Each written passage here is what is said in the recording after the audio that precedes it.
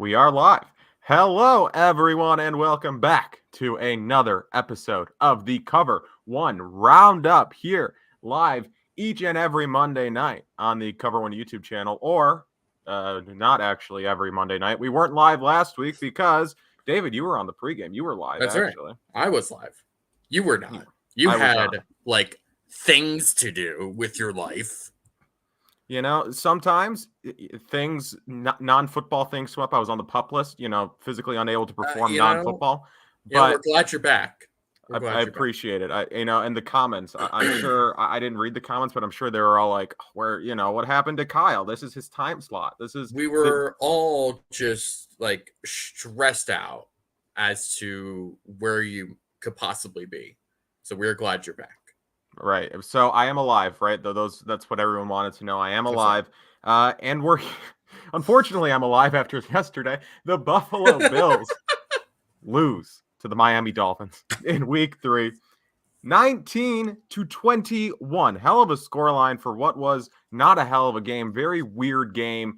But it's a game that we're going to get into it, David, here quickly, but it's difficult to have any declarative statements to say after this game just because of the circumstances, and we'll get into all these circumstances, but just a weird game. We'll talk about our takeaways from that, what went right, what went wrong, and all that good stuff here momentarily. But before we do that, David, what's going on? How are you? It was a rough day yesterday. It's actually so I've actually just come back yesterday. It was my first day back in Florida after spending about 10 days in Michigan. Just in time. Two of my roommates, former college roommates, get married. Very nice. Which was very nice. Very nice. Came back to Florida just in time for a hurricane. Right. Very cool. Always great. And then to see the Buffalo Bills lose in Miami. Now, here's the other thing, right? I am also in college football. I am a Michigan State fan. I had 2 Saturdays where I was in Michigan, and both games, Michigan State got their butts handed to them. Then I come back to Florida. The Bills are playing in Florida. Lose by 2 to the Dolphins. I mean, bad vibes. It's bad vibes. It's just bad vibes. I feel terrible. So you got that bad juju, and we're not talking Smith-Schuster out That's here. right. It's exactly right. That's sad. Well, you just can't. You don't go to Maryland next week, I guess, is the... I guess so. Can't eat... What do they do in Maryland? They eat, crab cakes, right? They put Old Bay on everything and eat a bunch of crab. Which, fair. Both of those taste good. That's a good brand. It's a really good brand. I guess it's better than that flag they have in Maryland. It's a weird... Oh, that's a great flag. I don't know if I love it or if I hate it. I feel like it's a little bit of both. Mm-hmm. Which, it's awful. As far as state flags go, is pretty solid. So, good for you. Exactly. So before we get into our takeaways from this game, which we're going to get into, we are. We have some things to say. We gotta pay the bills. This show, we don't pay the bills. That's Terry Pagula. But this show and Cover One in general are brought to you by Underdog Fantasy. David, can you tell us a little bit about Underdog? I would love to tell everyone about Underdog, because I don't think Underdog has bad juju. Unlike me, Cover One is excited to once again partner with the most dynamic name in fantasy football, and that is Underdog Fantasy. If you have just your one home league and that one draft a year isn't enough for you, then Underdog Fantasy is for you. It's all the fun of drafting your own players, but without the waivers and lineup decisions. Best ball drafts allow you to have all the fun of drafting your own team, all the chances to win big with none of the week-to-week hassle. If you use the promo code COVER1, that's cover with the number 1, when signing up to make your first deposit, Underdog will match that deposit up to $100. That's $100 free dollars. Technically, if you use promo code COVER1. Even better, Underdog's Best Ball Mania 3 contest is going to make 3 players millionaires, and they're going to give out $10 million in total prizes, $2 million to the first, $1 million to the second, and $1 million bonus to the team with the most regular season points. That's 3 chances to win at least $1 million. Sign up now using promo code COVER1 and take your chance at $1 million today with Underdog Fantasy.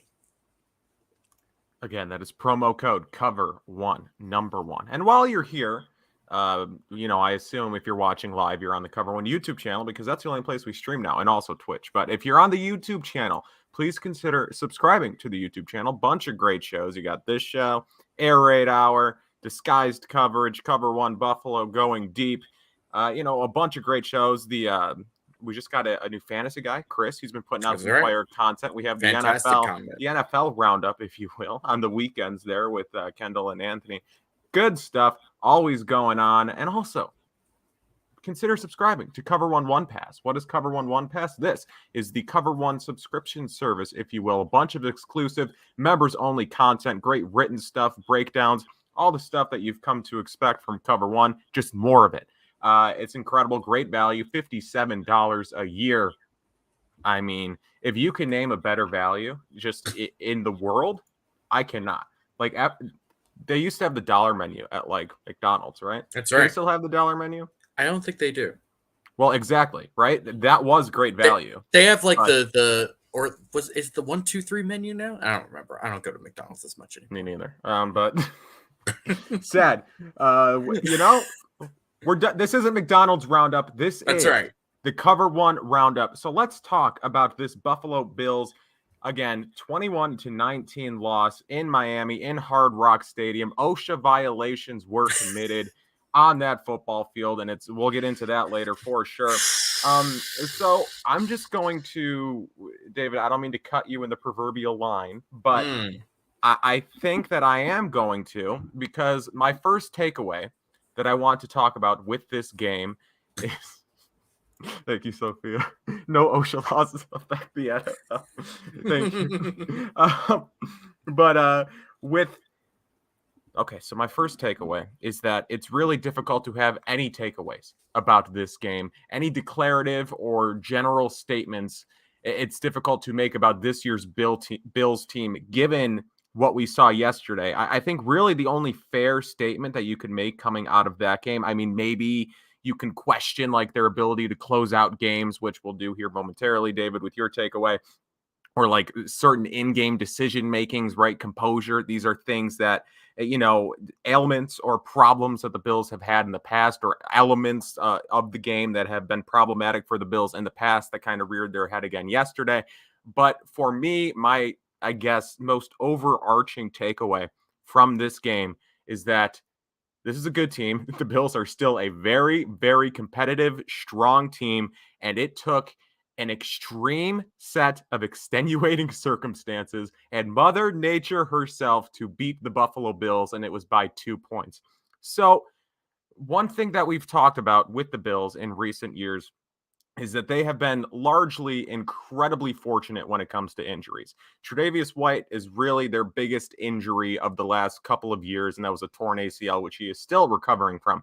But like you look back over the last couple of years, they've had one significant injury, really.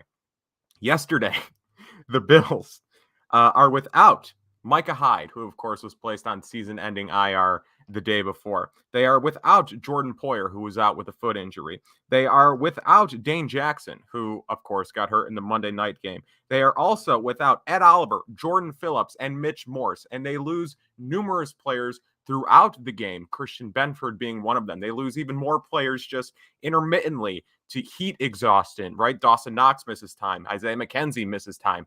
Stephon Diggs misses time. They lose Greg Van Roten at one point. Tommy Doyle tears his ACL, right? The backup offensive linemen are getting injured, so you have to go even further down that offensive line depth chart. And, I mean, it's not saying much, but Bobby Hart was suspended yesterday. And as we saw in the preseason, Bobby Hart is one of, I guess, their primary backup guards at this point. So, they were playing so shorthanded yesterday. And I don't want to make it seem like the Dolphins were, even strength or that the Dolphins were fully strength, all that stuff. The Dolphins had a few injuries as well. But just to look at what this Bills team, I guess, the odds that were stacked against them between all of the injuries, probably Mitch Morse may have been the most pressing injury or the most impactful injury. I mean, Hyde and Poyer being gone, and then the two rookie cornerbacks, and they're going up against Tyreek Hill and Jalen Waddle. Just like that is not a recipe for success by any margin. Like this set of circumstances, if you would have told me the Bills got killed in this game, it would have been like, I could have seen how that happened. I could see a way in this game happens, or I could see a way in which the game plays out in that way. But for the Bills to come out of that game with a 2-point loss, granted, it was a frustrating loss because they beat themselves more than the Dolphins beat them. The Bills had numerous opportunities to win this game, and they just couldn't find a way to win this game, which we'll get into that later. But just like, I have difficulty looking at how this game finished when you're starting first-round pick Kaiir Elam, and then undrafted rookie Jamarcus Ingram. That's his name, right?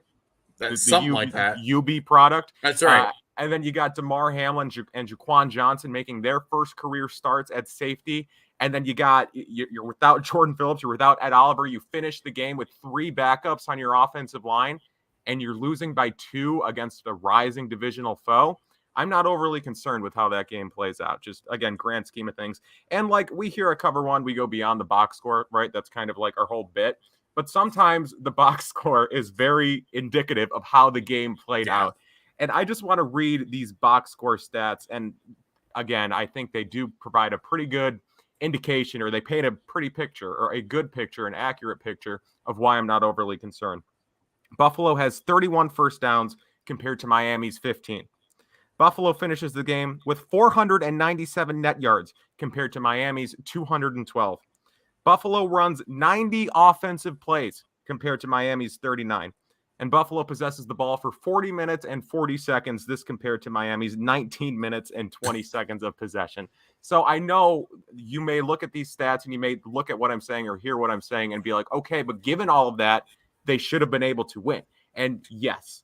And I think if this game were happening in week 13 as opposed to week 3, I would be like, okay, yeah, I want the Bills to pull this out. But given that it is so early in the season, the Bills have plenty of time to make it up. They play Miami again in Buffalo later in the year, so they'll have the chance to get the redemption there.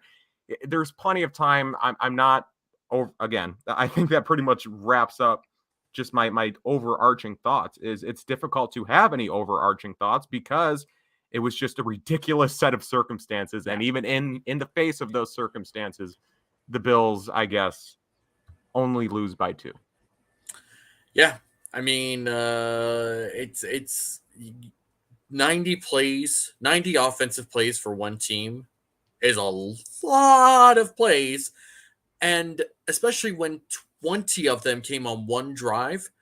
I mean, that was the drive when you saw guys just like, it seemed like every play somebody was down and needed help, whether it was, heat or cramps or whatever. Like it was just, they were dropping like flies. And how many times is that going to happen? Probably not for the rest of the season, honestly. And they're probably going to go to Baltimore and think like, wow, an actual like semi-normal football game. Right. Stability, right? We're not switching dudes out all the time. Right. You bring up an interesting point of Bobby Hart being out, which I think, impacted things to an extent. I don't want I'm to. not saying he would have. I don't want to overvalue Bobby Hart too much. Here. Right. No, I agree. But when you have as many injuries as you did yesterday, I mean, when one of your guys is suspended, that's a problem. The other thing is, the number of offensive plays. Something that has been kind of clear through the first couple of weeks of the season for the Bills has been the fact that this Ken Dorsey offense really goes on a lot of long drives. And it's because they're very willing to just sort of dink and dunk you the whole time. And because of the receivers and the players that they have, it's well executed. So they're able to actually do that pretty consistently. But they go on a lot of really long drives. And typically that's not a bad thing because you control the ball, you're still throwing the ball, you're getting the ball into your playmaker's hands. You're not, for the first couple of weeks, you're not really making a lot of mistakes. But in this particular game, I mean, it kind of ended up coming back to bite them. Like, where it's just like, your guys are just out there for so long in this brutal, brutal heat. And it clearly, obviously took a toll on quite a few of them. And it got to a point where, it just became almost impossible to really come back fully from that. And there's still like execution errors, and part of that might just be from the continuous stress of being in that heat and being on the field for as long as they were. I mean, how many times have we seen Gabe Davis drop a pass? Right. Probably, like, I can't think of any time before yesterday. And It's then been a long ass time. Yeah. he had two like pretty important plays where he dropped the ball. I mean, how many times does Matt Milano drop a pick six like that? Not many, if ever. It's just tough. And so that's what makes this game particularly frustrating, is just knowing how close they were in like 5 different moments, and they just couldn't quite get that over the edge. And if you're good, I'm just going to jump into my point, which is, I mean, win a close game. I mean, it sucks because sometimes when you lose games, it's pretty obvious why you lose a game. And sometimes it's a consistently obvious problem. Like, oh, your run defense sucks. Or, oh, you have no corners and you're trying to do this. Or you keep blitzing when you shouldn't be blitzing. Or, your quarterback sucks, whatever it is. But the Bills have been like really bad in a lot of close games in the past couple years. And there's no real discernible reason why. You have a good roster with a good coaching staff and a top 2 quarterback who is not number 2. Especially after yesterday's performance, where Patrick Mahomes couldn't get past a bad Colts defense. Like, I mean, so there's nothing super discernible that I can point to and say, this is why they're losing close games. They just are, and it's really stupid and annoying because now it's becoming one of those talking points that I would love to ignore and really just say, don't worry about it. Things will get adjusted. Things will get changed. They'll do this. They'll do that. But now it's just like, I don't know. I don't know why they're losing close games. Honestly, this comment here by RJ Melville, Bills are cursed. Only analytical explanation. Yeah, maybe that is the case. I don't know. I was thinking this earlier, like maybe this is just some Chargers type of shit, right? Where they just find a way to lose a game. Now, obviously, I'm not saying that the Bills are the type of curse that the Chargers are, because I hope not. Because Chargers just lost their all-pro left tackle yesterday, and that's a bummer.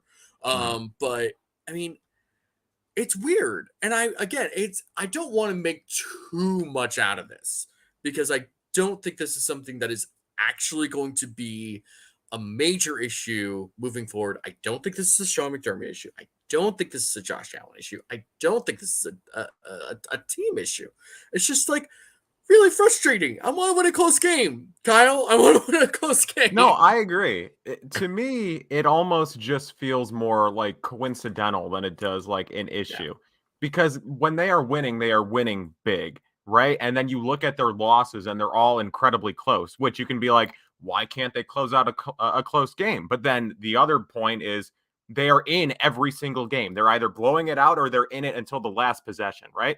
Like, they are not getting blown out, like, knock on wood, but like they are keeping every single game there in either incredibly close or blowing out the other team. So, like, obviously you would like to see some of those losses where they are losing by 1 score. You would like to see some of those turn into close wins, but again, I don't think this is necessarily an issue, because when you are winning, like, where was the comment here?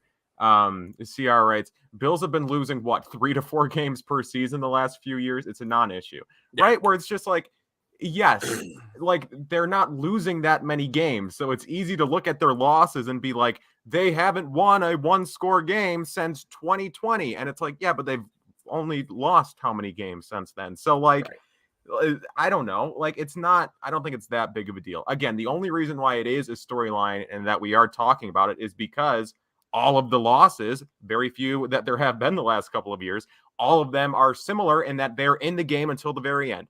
You'd like to see him close it out, but again, I think That was Josh Allen's thing early in his career, right? Yeah, Just like he's fourth yeah, quarter Josh, right?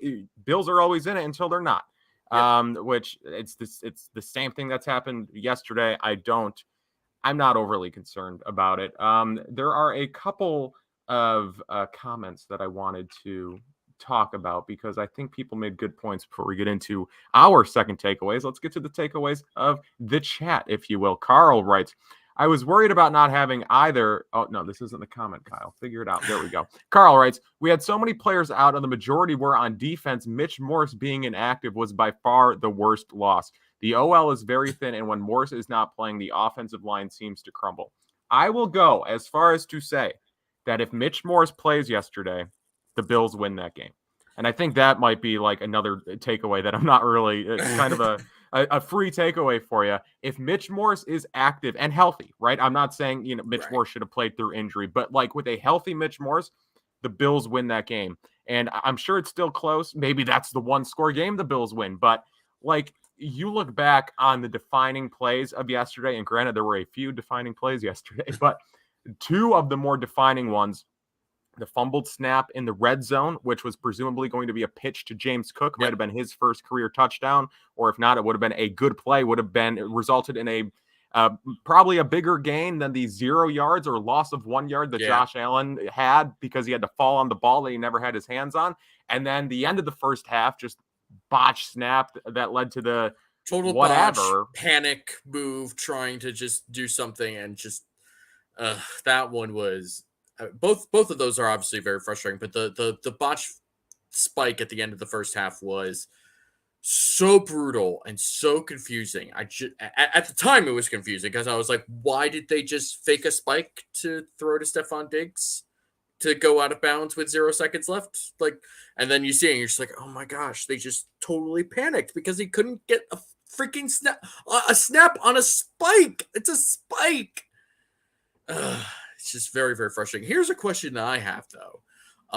And this might lead into maybe we're getting a little ahead of ourselves, but Ryan Bates has played center before, right? Mm-hmm. Why? I mean, it may just be as simple of an answer as continuity, but why are they insistent on playing Greg Van Roten at center rather than bumping Bates down to center and then putting Greg Van Roten or someone else at guard? I think you're exactly right in continuity. I think they didn't want to change two guys' positions when they only had to change one, I guess. Like, would they have fared better with Bates at center and Van Roten at guard? Who's to say? But probably, because they couldn't have done much worse with Van Roten at center. B still writes Van Rotten is yes, it's a very apt name. Not great.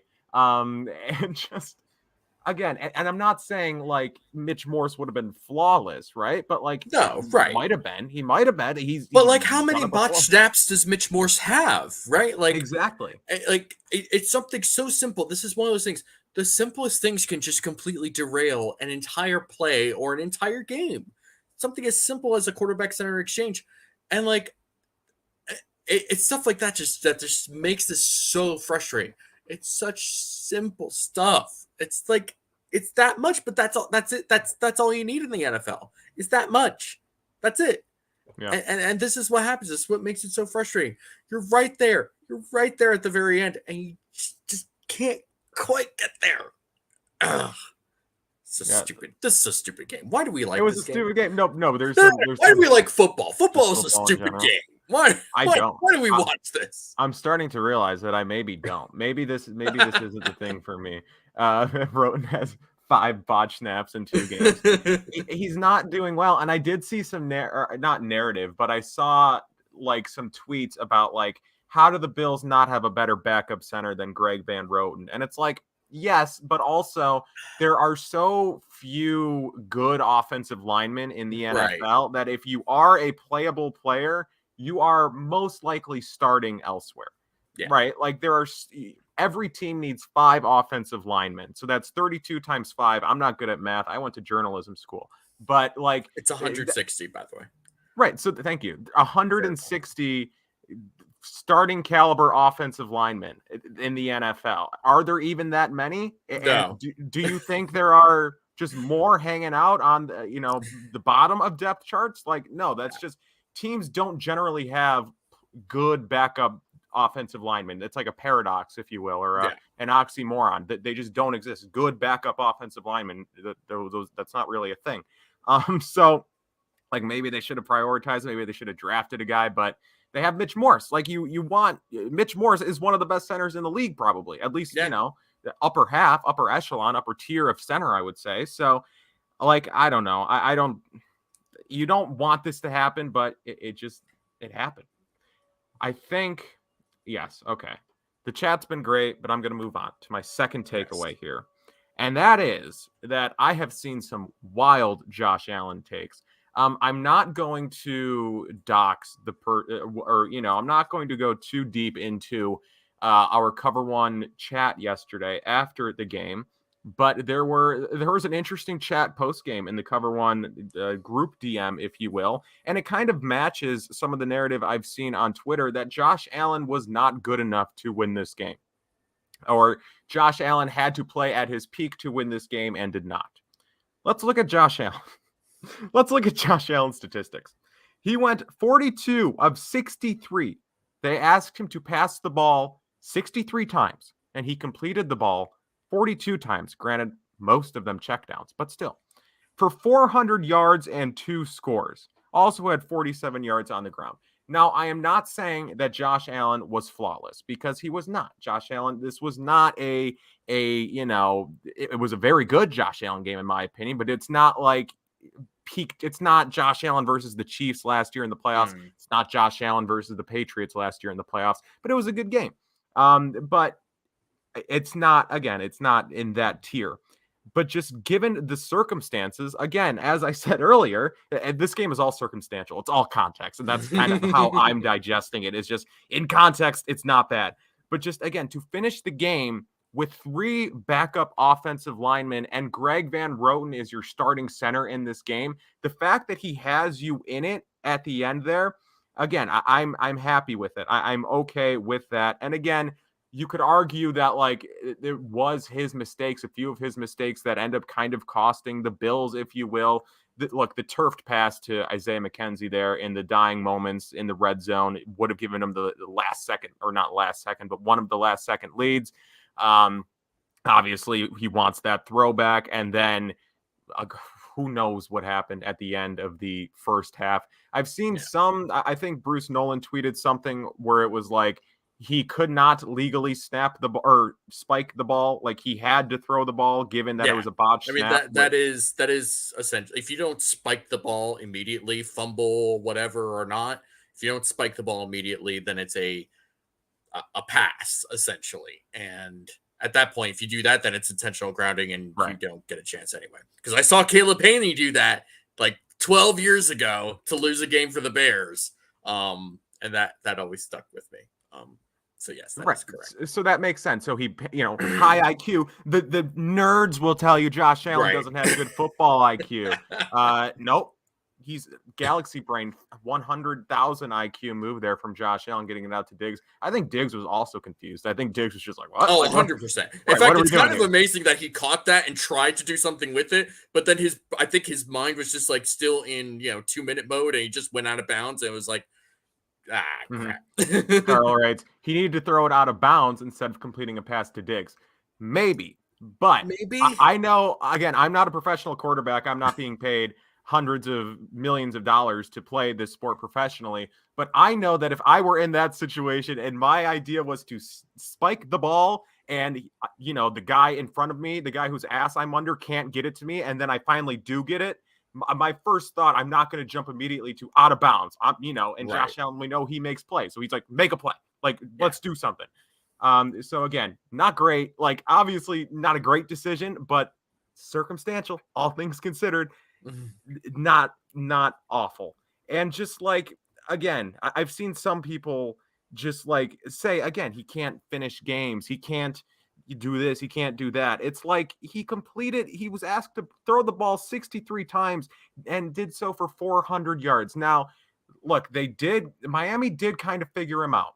a little bit. Miami did kind of figure him out, stop blitzing him there relatively early in the game. And then, like, I think they were blitzing him on like 60% of their snaps the first couple of drives, and then like 20% through the rest of the game. So they figured it out. Or I don't want to say they figured it out, but they largely did, I guess, limit Josh Allen. And he did. You kind of saw him get frustrated there as the game progressed, because he did just have to keep taking the check downs, especially as the game was kind of getting away from him there at the end. But I do not know how someone can watch this game, look at the evidence, look at all of the things surrounding it, look at the injuries, look at the weather, as people are talking about in the chat. These people were dying on the field. Literally, people, they weren't dying, thankfully, but people were like getting heat exhausted, having to come out of the game because they were so tired, so dehydrated, right? Just like becoming physically exhausted during this game. And then to say, like, yeah, the franchise quarterback who threw for 400 yards needed to do a little bit more.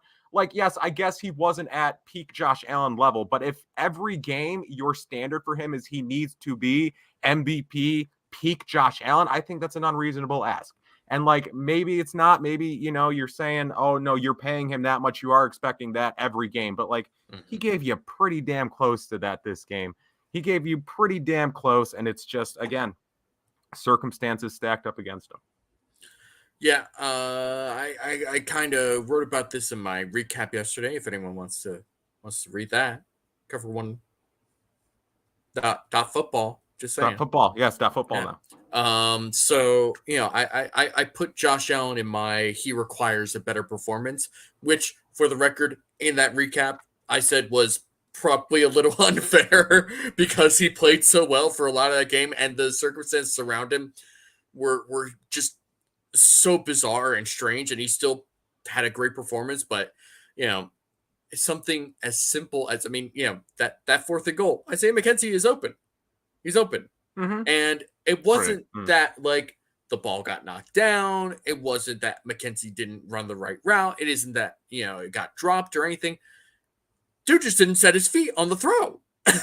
He just got a little excited. Yeah. Yeah. It was just like, look, he had a great performance. This is not to denigrate him in any way, but I more or less said, if you want to be the guy, if you want to be MVP and you want to leave no doubts about it, that's the play you make, right? And it's frustrating when you don't, after you've had such a great game in spite of all these other circumstances. Yeah. The time when the circumstances actually seem to go right, McKenzie is open. The offensive line protected you. You didn't set your feet. That's what's frustrating. Right. And if he does make that throw, if he does set his feet, or if he does use the Josh Allen arm strength to even, all season. Right. We are here talking like he is MVP. Crown him now. Yeah. But because, he just kind of comes up a little short on that throw, we're like, not his best performance, but all things considered, it was actually pretty good. And so again, basically what we're saying is QB wins matter.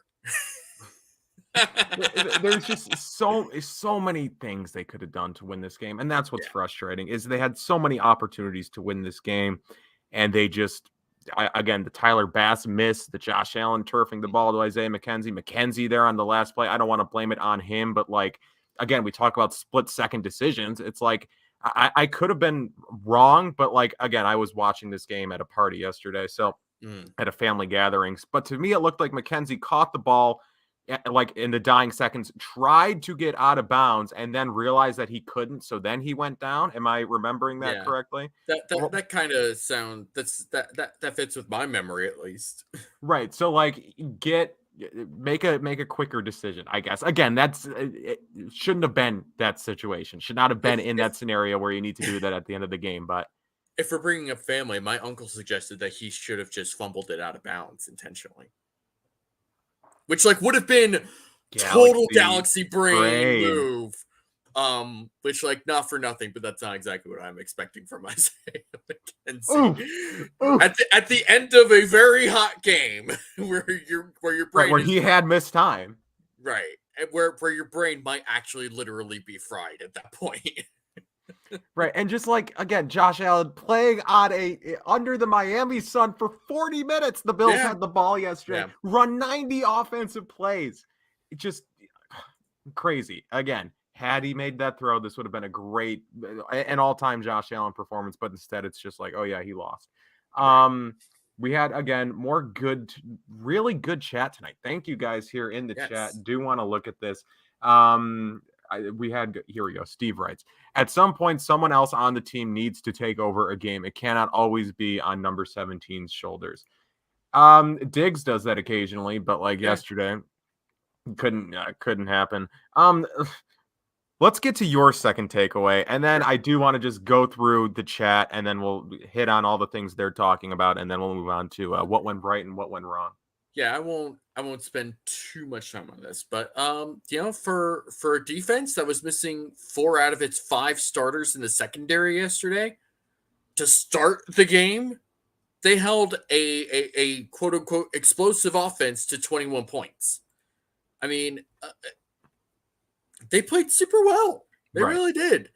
And one of the things that I was super concerned about coming into this game was, someone like Tyreek Hill who like can take a short little, hitch route or a slant and just burst right up the field for 80 yards or whatever. He had 3 catches or something like that? That wasn't a great game. Not a good game from him. And it wasn't just like that they didn't, it's not just that Tua didn't throw to him, but he got tackled like immediately and like barely made any effort to make any sort of explosive plays. It was kind of like, that's weird.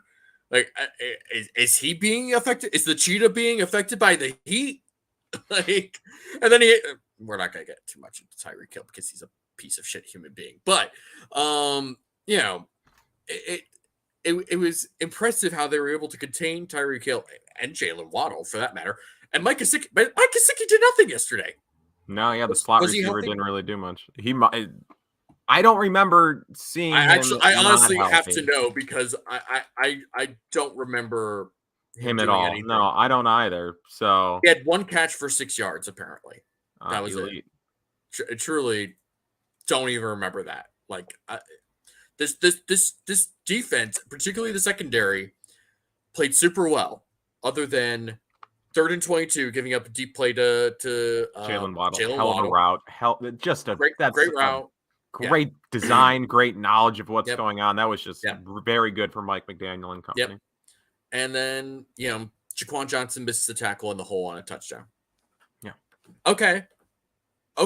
Like, shoot, I'll take 21 points. I'll take 21 points any week. Are you kidding me? That's crazy.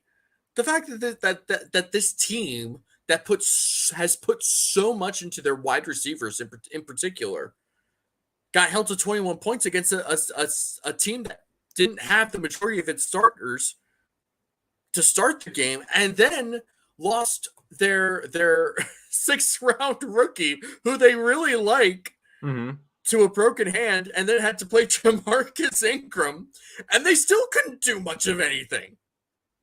I mean, that's it's an evil world we live in. And again, once again, it validates a point that we have said on this podcast. It's something that I think a lot of people acknowledge.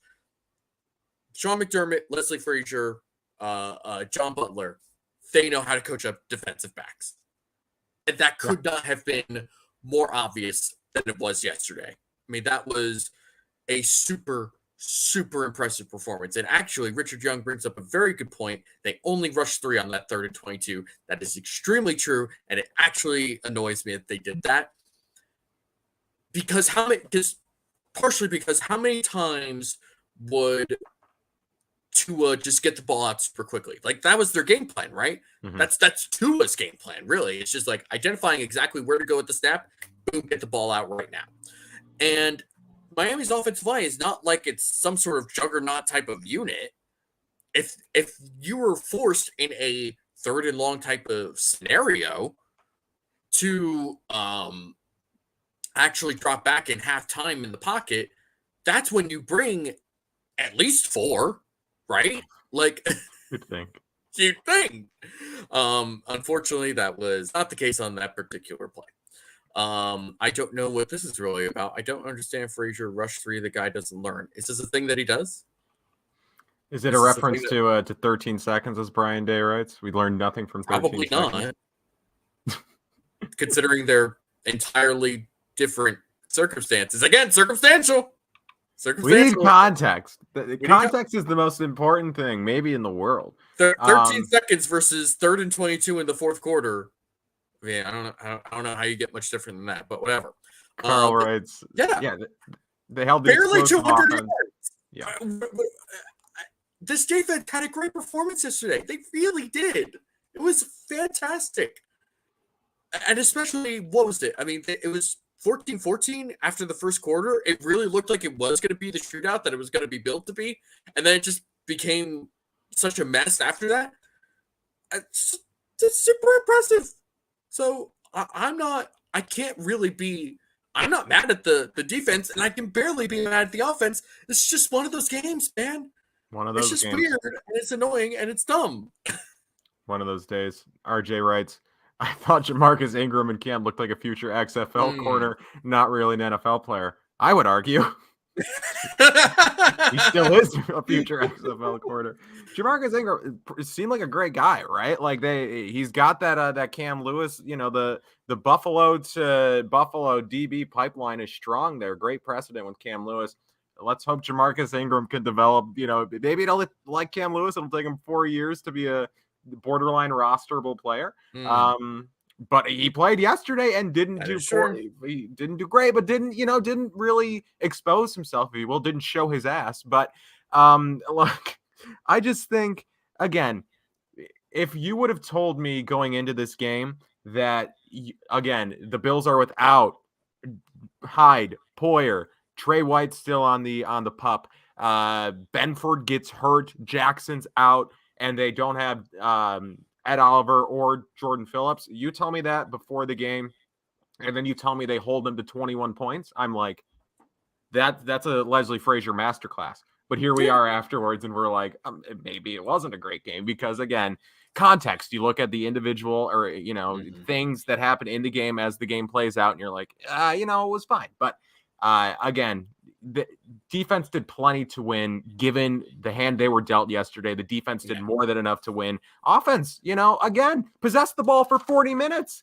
Yeah. Run 90 plays. Arguably did enough to win. And just, again, it's how the games pan out. It's just how they shake out sometimes. Yep. It stinks. I do want to talk about the running game a little bit because I don't think either of us have any points about the running game. It's becoming increasingly clear, and people may say that it's always been like this, and I'm just late to the party, which perhaps I am. But Devin Singletary is that guy. Devin Singletary 100%.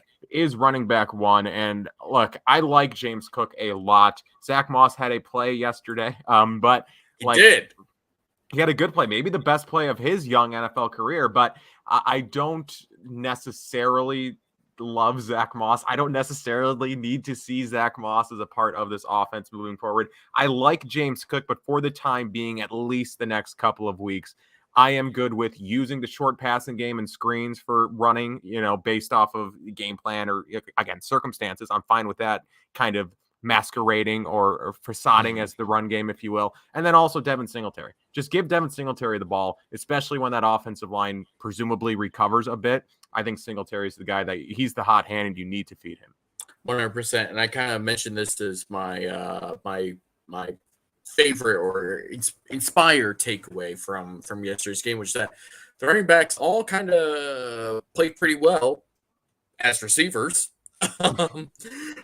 James Cook had a couple of those passes that that was sort of what we wanted to see from him coming in. That was sort of the role we expected him. The couple of passes that he caught, he made some moves. He got some yards. That's what you wanted to see. Devin Singletary was great as a check down option. Really ran hard after the catch. And Zach Moss ripped off the only explosive run of the whole game, I think. Which we all thought was going to happen. That's exactly, obviously, and especially one to the outside, outrunning defenders. That's totally what we thought Zach Moss would do. He also had a really, really critical third down conversion on a drive late. I think he was behind the line of scrimmage or maybe not far beyond it, and broke a tackle, made a play. That was all very impressive from all three running backs, and it's a positive step forward, in my opinion, for all of them. Which what you want, you want to take little steps forward, even if they're little steps forward. that's a good thing. The fewer steps backwards that you take as a runner, the better, literally and physically. And we have the best part, or I cannot. Anytime I see an X, my brain just forgets how to pronounce letters and the Action alphabet Jackson, in general. I think is. Whoa, what a read! Action Jackson writes, the best part about this game was the analysis today. Incredible. Mike Wilbon on PTI saying he now has to put Miami at the top of his power rankings is pretty hilarious. I was watching Around the Horn earlier. Okay. That's the show, right? Where they just yeah. There's some show where they just give in or put people on the screen and then they give them points arbitrarily. It's a great idea. I'm just gonna start giving you points, David. I'm just gonna start interrupting you and be like, points. But no, so on this show, the host was like, all right, so who's the team to beat in the AFC? And everyone was just like, Bills still. And the host was like, yeah, it couldn't be the team that just beat them. And it's like, you did not watch the game, sir. you did not watch the football game. Snow Turd writes, if that run was Cook, he would have scored for sure. I don't know if he's talking about the Moss run, which perhaps, but again, we talked earlier. If Mitch Morse is in the game and he gets the snap to Josh Allen in the red zone and they get that pitch to James Cook, that play was setting up for James Cook, Tutter number one. It looked pretty promising there for James Cook. I was like standing up at this function I was at. I was like, hey, here we go, James Cook. And then Josh Allen's just laying on the ground on top of the ball. And I'm like, no, like, come on. I was so excited and so immediately disappointed. But I guess now we're transitioning past takeaways to what went right and what went wrong. This is the segment where we talk about what went right and what went wrong. A lot went wrong, but first I'm going to talk about what went right. The linebackers in general to me stood out, but I do want to talk about Matt Milano here more so because, I mean, Tremaine Edmonds, I think largely, I guess, played well, finishes with more tackles than Edmonds or than Milano, right? And that is the real indicator of linebacker prowess is tackles. Like as we all know, Preston Brown in his first year under McDermott was Paul Warlow, just fantastic NFL linebacker. Right. It's very indicative. But Edmonds finishes with 5 tackles. Milano finishes with 4. But it was Milano who, again, as he has done throughout his entire NFL career and has for most of this season or for the whole season, 3 games now, dude is always around the football. It's an incredible nose for the football instinct that he has. Some guys are just born with it. And he certainly is. He is always around the ball, always making plays. He had a huge run stop on 3rd and 2 in the first quarter, where he just, again, I think it was Edmonds, Chase Edmonds, just gets the ball and Milano just stands him up at the line of scrimmage, gives him nowhere to go, almost has the pick 6 there, obviously drops it. But again, Milano is just a dog, just always around the ball, always making plays. You'd like to see him make that pick 6 for the 2nd consecutive week, but he doesn't. And Milano, I do not know how Brandon Beane did it. I do not know how he got Milano to stick around on a long-term deal for that price, but Milano is a very, very good, underrated, underappreciated linebacker in the NFL. And I think the Bills are truly lucky to have him. Just such a fit in this defense, just in what Sean McDermott and Leslie Frazier like to do. To have a guy like Milano there just really allows the rest of the defense to do what they want to do. I think that wraps up all I had on Milano. Guy's a playmaker. Yeah. As far as what went right for me, I kind of already talked about it, but that secondary, I mean, what just a great performance from them, honestly. I mean, we could talk about 3rd and 22, we could talk about all that, but like 212 yards of total offense in a game where like it probably should have been closer to 400 or so. When you're missing your starting 2 corners to start the game, one of them goes out, and then you have to bring in Jamarcus Ingram. You have both of your starting safeties out. You have Jaquan Johnson and DeMar Hamlin, who were late round and undrafted type of guys, right? I mean, there's absolutely no reason why the Dolphins shouldn't have walked away from this game with like at least 30 points. They ended up with 21. I mean, that's insane. That's actually just crazy. It's such a great performance from them. And Taron Johnson, of course, as he always has been, is a dog. Yep. And was active in the run game as a run defender, was really good as a tackler. Just it's such a impressive performance from the secondary. And it's such a shame that nobody's ever going to think of it that way just because they lost this stupid game. Right, just a ridiculous game, and I think that's the takeaway, right? Is like if Tyler Bass makes the field goal or Josh Allen converts that, that touchdown, we're looking at this as like a potential Matt Milano season. gets a pick six. Right. Just so many little things change in this game, and we're talking about it as like a statement, not statement, but no, like I would think this would be a statement game after your first 2 weeks where you blow out the Rams and the Titans, and then you go against Miami, which was coming off a huge win against Baltimore, and you beat them by what should have been again a multiple score game. Yeah, I would call that a statement win, especially if the heat on the field is like 110 degrees and people are dropping like flies. Yeah, just again. And that's just not how it goes. And now the Bills are second in the AFC East. I remember what I wanted to say about Milano. Carl writes, our linebackers were very good. Both Edmonds and Milano have been terrific this year. Edmonds has, again, not the year. A lot of people, I think, are expecting a lot out of Edmonds. But Edmonds has had a very strong year thus far. But Milano's always been, right? But Milano's always been a playmaker on defense. Right, he's the flashy guy. He's the guy who shows up when you're watching the game, and he leaves you with the it's like a movie that's like consistently pretty good, and then the other movie where it's like okay, there were some lulls, but also it had that really cool action sequence. It's like, what movie do you say is better at the end? Whatever, man. You figure that out. Right. It's all preference. It's subjective. But okay. So that was an anecdote, if you will, or a metaphor, a simile about linebackers and movies. Okay. So, but Matt Milano, I saw Dolphins fans saying that Matt Milano should be in jail. He should be in prison. Oh, for the hit on Tua? Yes. I want to put hit in quotations. It was a push. It was a push. It was a late push. It was a late push. It was properly penalized by the rule, but like prison. Listen, look. If Dolphins fans really want to bring up prison for Matt Milano, then screw it. I'll bring up OSHA violations. Why not? Let's do it. Let's be stupid. Let's be stupid here. If we're going stupid, we're going for it. I was just looking at Dolphins Twitter today. A real classy bunch over there. This is great.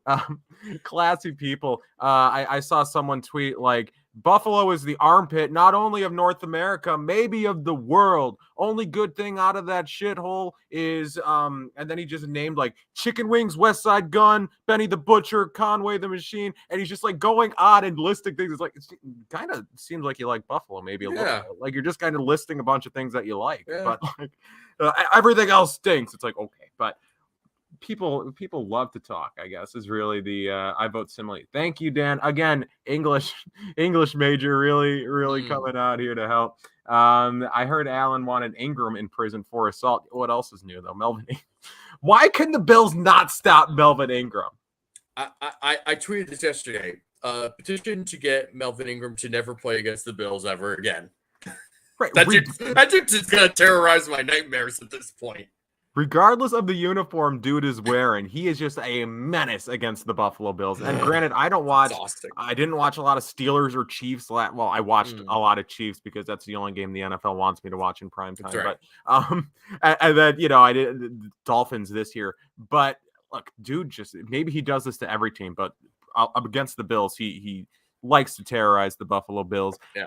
So I'll go here to what went wrong. I think just to wrap it up, I have two like minor things. One is pretty major, actually. Injuries is what cost them in this game. Again, the players missing yesterday. Trey White, if you want to count him, and then Hyde, Poyer, Morse, Oliver, Phillips, Benford leaves the game. Ryan Bates, Greg Van Roten, whatever. And then Knox, McKenzie, and Diggs missed time during the game. I know Spencer Brown. Did Spencer Brown leave for good? Yeah, he must have left for good. Yeah, he was out with the heat illness. Right. That was like, I think before the first half was even over. I think. I could be wrong. Not great. So that's what cost them in this game. But again, we talk about defensively, they hold up pretty well, all things considered. Again, limiting them to 212 net yards. Again, defense did enough to win, especially considering the injuries. And then offensively, I mean, Mitch Morse in this game, the Bills win. or the offensive line maybe is able to stay up for the rest of the game, they win. But whatever, they keep it close. I also want to talk about, I guess, one little thing. The decision to not challenge the Gabe Davis touchdown, the touchdown drop. Now, I haven't really seen a good angle of this since the game. I remember at the time thinking it was close. I've only seen the broadcast angle since. And in my opinion, I don't think it was a touchdown. But just like we've talked about, these guys were exhausted. These guys were dropping like flies on the field. Again, heat exhaustion, heat-related illnesses. They could have used a breather there. I think they could have used a breather. You lose a timeout, but like I think worst case, you lose a timeout and your guys get a 2-minute break, right? Which isn't awful. Which it's not an awful trade-off. Not a huge thing, but I would have been fine with them challenging that. And I think that wraps up my what went wrong. So, David, what went wrong for you? What went wrong for me? Again, we've talked about it. Greg Van Roten. That was a pretty bad performance overall, not just from a blocking perspective, but I mean, get a snap down. I mean, just it was kind of just all over the place. I mean, it was just, and of course the botch snap before the end of the half, which led to the weird, throw to Diggs and going out of bounds and all that. It's just very, very frustrating. Very frustrating. And it unfortunately takes a performance like that for most people to really realize just how good someone like Mitch Morse actually is and how important he is. But yeah, that was pretty tough to watch Greg Van Roten go against this Dolphins defensive line when he was just struggling to just get a snap off. I mean, it was pretty bad. That kind of leads me to Oopsie of the Week. Oopsie of the Week. This is the segment where we look back on the week that was in the world of the Buffalo Bills and look back on one thing, whether it was, in this case, a lineup decision, an in-game decision, maybe even a tweet, something relating to the Buffalo Bills that we deem an oopsie. So this, my oopsie is Craig Van Roten playing. Again, like we said, there are not many good backup offensive linemen in the NFL. Those just don't exist because they'd be starting elsewhere if they were that good. That's correct. Greg Van Roten, just not very good. Again, 2 botched snaps. One blows that James Cook play in the pitch in the red zone, and then the second makes them go into the half with no points or with no additional points. Obviously, you can say maybe Tyler Bass misses the field goal, so maybe they don't get points anyway. But also, they didn't even have the opportunity given the botch snap. And again, Allen kind of panics. Not all Van Roten, but like if Van Roten just gets the snap off, we're not talking about this. So I also wrote down that he has a penalty. I don't remember the penalty, but apparently he allowed a penalty according to my notes. And he also allowed 4 pressures. Like, you're botching snaps, you're letting your quarterback get pressured. Not a great game. Van Roten again. Yeah. Hard to disagree with that because I don't. I guess we'll just move on to what went wrong for me. And I'm going to bring up a specific instance, but I'm going to turn into something a bit more broad. Yesterday, I'm sure someone can find this if they really want to, was trying to make a case that the Dolphins were violating OSHA by not having or because the overhang that they installed in that stadium only covers the home bench for the Dolphins, and while the sun shines directly onto the visiting bench. And that is an OSHA violation. Ma'am, this is a football game. What are we talking about here? And really what this comes down to is just to Bills fans that are upset about this game, I get it. It's annoying and it's dumb and it's stupid. Stop being in your feelings about it. Like, it happened. This is still a good team. They are 2-1. They are a very talented team, even despite their injuries. They have Josh Allen. They have a great coaching staff. So many things are going well for this team. They lost a very frustrating game. Stop trying to invent a problem where none actually exists. No one violated OSHA. the circumstances in this game, weather-wise, were unfortunate and bad. It's not different as an environment. Like, there's nothing so horrendous that qualified for something like that. And honestly, if that is an OSHA violation, then the Bills playing in December with snow is an OSHA violation. Sorry, that's it. Justin writes, if you were at the stadium, you would have been more inclined to believe it. Honestly, players should not be allowed to play in those conditions. It was miserable. You know what? I have been in that stadium in the middle of September on a very hot summer day, and it sucks. So what? Like, this is you're in the NFL. You're a professional football player. This is part of the game. Sorry if that grinds your gears a little bit, if that creams your corn a little bit, but like, this is just how it is. The Bills have played in this stadium when it's super hot before and beaten them. Last year it was 35-0. But it wasn't 90 degrees, David. It wasn't that far off. It was the second week of the season. That is called home field advantage. The stadium designer was the MVP, purposefully designed that way. Home field advantage. They have the heat, we have the cold. So that like reminds me, I don't know if you've ever read Dune, or like if anyone in the chat's ever read Dune, but like it's right there. Incredible book. It's my favorite book. But thank you. But like like Dune spoilers, but like the Duke, right, for the first like part of the novel, he's always talking like, we have to get desert power, we have to befriend the Fremen and we'll have desert power, and then he dies. But like that's what the Dolphins were doing, right? They have sun power, right? They befriended the sun, they have sun power, and that's how they win these wars, is they have sun power. Silas Whittle, thank you so much. Appreciate you. Very much appreciated. This was the biggest game in their franchise history over the last 20 years. It was week 3 for us. When we're relatively healthy, we smoke them. Again, as we were saying, thank you. Not even relatively healthy. Like, give me Mitch Morse and the Bills win. Or like, maybe, I don't want to say like Jordan Phillips or Ed Oliver because whatever. But, they would have made impacts. But Mitch Morse, I feel so confident in that assessment that the Bills win this game with Mitch Morse. All right. And there's no whining about the weather in football. I mean, there definitely is whining, but that's not like the reason you lost the game. Because, hey, guess what? The Dolphins play on that heat too. And they play on it more.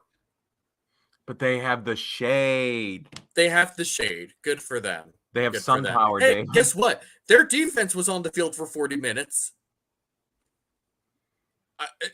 Were they dropping like flies? No, I don't think so. No. Not that I remember. Not that I saw. Hope the Bills don't resemble season 8 of Game of Thrones. All hype, disappointing delivery. The Bills, 2 weeks ago, beat the defending Super Bowl champions. Last week, defeated the defending 1 seed in the AFC. This week, lose by 2 points with, a laundry list of injuries. I am okay. I am okay given the circumstances.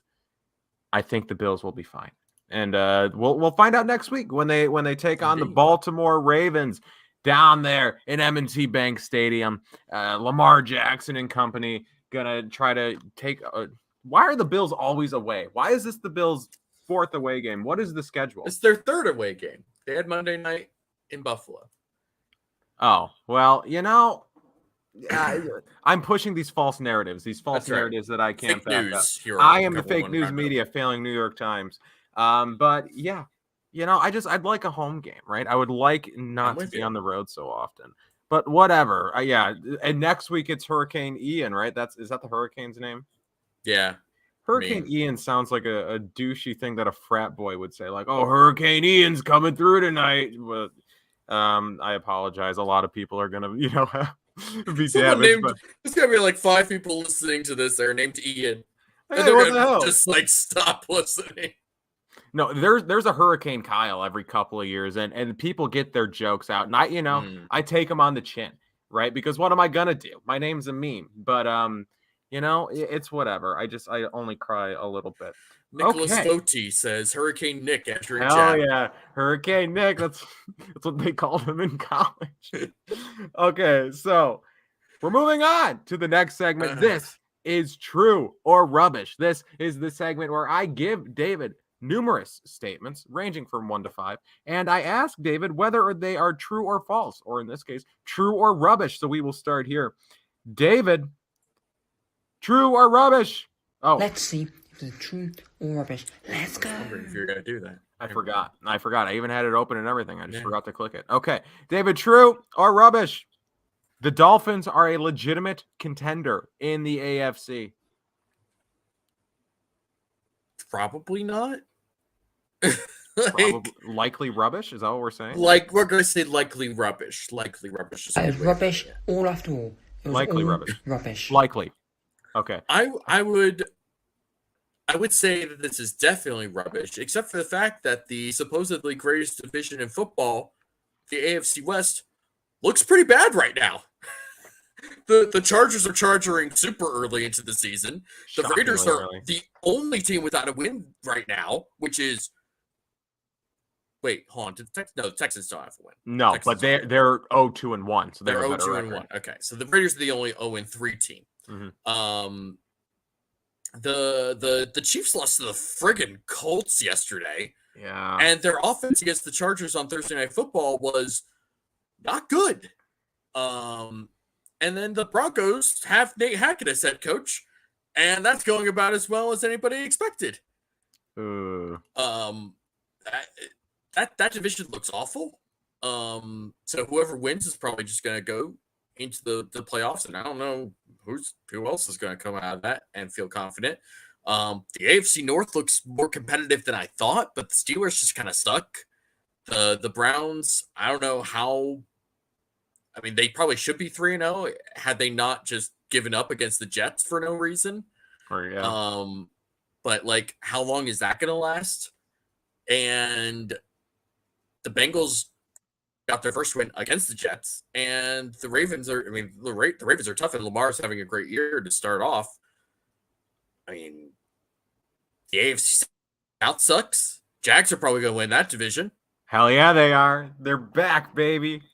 So it's just like, sure, maybe the Dolphins will get a wild card. Who knows? But so likely rubbish, but maybe not. Also, yeah. Okay. True or rubbish? This is a good one. Bills will have at least one corner currently outside of the organization on their roster before next Sunday's game. True. This was true all after all. Can't believe it. Wow. It was true. The injuries stacked up quick. Yeah, they did. It's pretty rough. Pretty rough right now. They don't really have many options. They kind of just, like, unless they really want to play Saron Neal at corner, which, historically speaking, I don't think they want to do. No, thank you. Because you don't want to waste your best gunner at corner, right? Right. Yeah. Obviously. Steve Tasker. Well, Steve Tasker. Exactly. Yeah, I don't know who they might bring in. Maybe they just sort of look into the practice squad pool in the NFL and see who's available. But yeah, that's not great. The good news is they're playing the Ravens, and the Ravens have like one good boundary receiver. So there's this guy. What's his name? He was with the Bills before for a while. He just got cut by the Falcons. What's his name? Lafayette Litz? That's the one. Yep. Yes. That's if I remember correctly, there was a guy named Lafayette Pitts who kind of bounced around for a while. He's a guy to watch out. If the Bills sign Lafayette Pitts this week, I am going rogue. I am going live emergency press conference on the Cover One YouTube channel to break down the Lafayette Pitts signing. And again, Eric's going to probably be in my DMs like, what are you doing? You can't do this. You can't just do a live stream. I'm going to be like, sorry, Eric. You don't understand. You don't understand how big this is for me, how big of a moment re-signing Lafayette Pitts is. Oh, I will go crazy. And then they get Darryl Johnson back on the same day. I couldn't do it. I would die. Okay. True or rubbish? Greg Rousseau, who has 3 sacks through the first 3 games, finishes this season with double-digit sacks. True. This was true. All after all. Can believe it. It was true. Greg Rousseau looks awesome right now. What a guy. Looks awesome because he's still the same type of caliber run defender that he was as a rookie. And now he's just getting a sack a game. And he looks great. He looks so much more comfortable as a pass rusher. He looks more confident as a pass rusher. So excited for Greg Rousseau. And playing with and across from Von Miller has clearly helped him a lot. I am very excited for Greg Rousseau to get at least 10 sacks this year. Caleb writes he looks like an all-pro. It's a lot of edges in the NFL. I say this a lot about the Buffalo Bills, especially in comparison to my beloved Buffalo Sabres. So the Bills do a lot, and they're both owned by the Pagulas. The Bills make a lot of decisions where it's like, okay, if this pans out, this could be really, really good. The Sabres make a lot of similar decisions, and they always go opposite. Whereas with the Bills, I feel like they are always paying off. Whereas like with Von Miller, it was just like, okay, it's risky giving him that much money, but like if it pays off, not only do you have a really good pass rusher still, but then you also have a guy who is benefiting the guys around him. And then you have a guy who Greg Rousseau can learn from and also benefit from production-wise, right? On and off-field benefit. And through 3 games, Von Miller not only has been very disruptive and productive as a pass rusher, but Greg Rousseau has, still a great run defender and has 3 sacks in 3 games, well on track for double-digit sacks in year 2. Great. It's good stuff. It's really good stuff. Also saw some people questioning Brandon Beane's roster building strategy today. I love it. I love week 3 over exaggerations. It's incredible. This team is 2-1. And they lost. Whatever. Okay. Whatever. True or rubbish? The QB who wins this Sunday's matchup between the Buffalo Bills and the Baltimore Ravens goes on to win MVP this season. True. This was true. Wow. All after all. Can believe it. It was true. And now I'm hoping that Josh Allen wins this game. Right. Yeah, you got to back that up. Oh, God. So Josh Allen obviously off to a great start. Already has over 1,000 passing yards, which is ridiculous. Lamar Jackson also has an incredible start to this season. I mean, he was the main reason why they won in New England yesterday. He kind of weirdly ho-hummed his way to 37 points in that game. It's just crazy.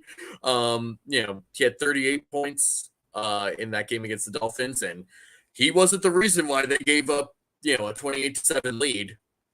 And he's been great so far this season. Having someone like Rashad Bateman is clearly helping him. I think either him or Josh Allen is probably the MVP winner this year. So right. at least from what we've seen so far.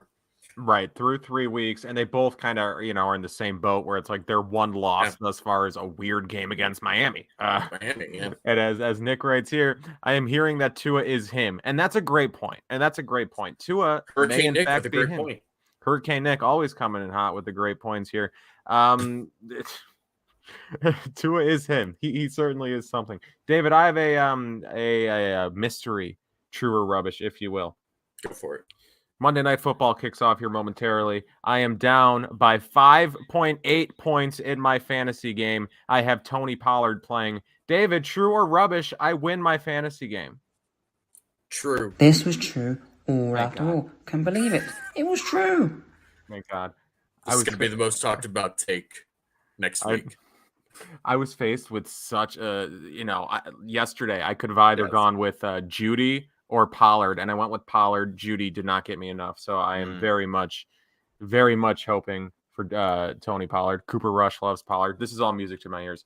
Okay, It is now time to move on for a segment where I don't have a graphic for, and we also couldn't do it last week because there was no show. So, David, I can't ask you if the college game last week did. Oh, this is David's stamp of approval. This is the segment where we momentarily take our focus off of the professional game and look at the collegiate game because we just talked about the professional game for an hour and 14 minutes. So, I asked David one game that he will be watching this week in college football, whether it be for a Bills-related reason. Maybe there's a Bills-related player, a guy who the Bills should be looking at. And now the Bills have a few positions of need at safety, but we'll talk about this. But reasons why Bills fans should be watching this game. David, which game is receiving your stamp of approval this week? It's going to be Baylor versus Oklahoma State. Oklahoma State is coming off of a bye. They're ranked number 9. Baylor is ranked 16. They were in the top 10 earlier this season, I believe, before losing to BYU.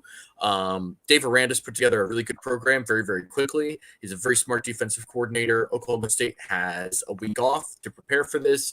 Mike Gundy is Mike Gundy.